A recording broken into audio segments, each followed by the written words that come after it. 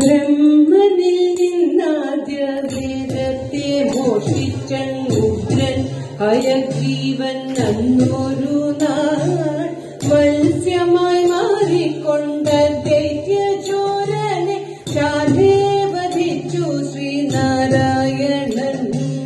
വേദത്തെ വീണ്ടെടുത്തച്യുതൻ പിന്നെയ വാരിധി തന്നീല ലാലസിച്ചു.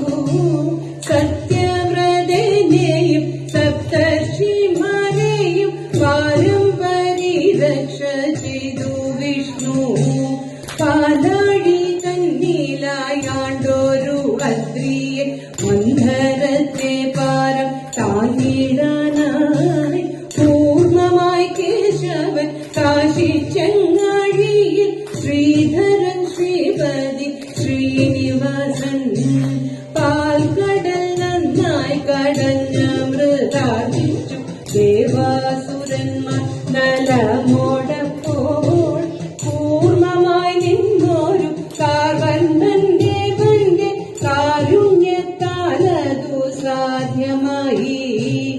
ആഴ്ത്തിധരയേറ സദലത്തേക്കുന്നു ദൈത്യൻ ഹിരണ്യാക്ഷൻ ഗർഭിനാലേ സൂകരമായി മാറി ഉദ്ധരിച്ചു തീയെ ഉത്തമൻ ശ്രീഹരി പത്മനാഭൻ.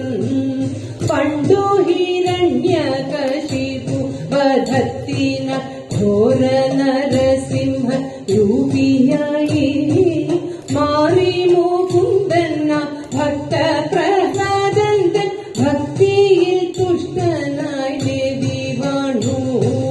വാമനനായ അവതാരമെടുത്താരൻ അച്യുതൻ അന്തണ രൂപമാർന്നു. ദൈത്യേന്ദ്രനാം ബലിരാജനവനുടെ ദർപ്പത്തെ നീക്കി സുതലമേകി. വെൺമഴുവേന്തി പരശുരാമനായി പാരിലവതരിച്ചുൽപലാക്ഷൻ.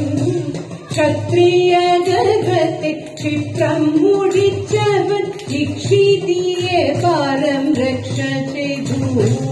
രാവണ നിഗ്രഹം ചെയ്തിടാൻ പാരില ശ്രീരാമന ജഗന്നാഥനീശൻ. ശാലവേ വന്നു പിറന്നു ദശരഥ പുത്രനായി പൂജ്യനാം നാരായണൻ.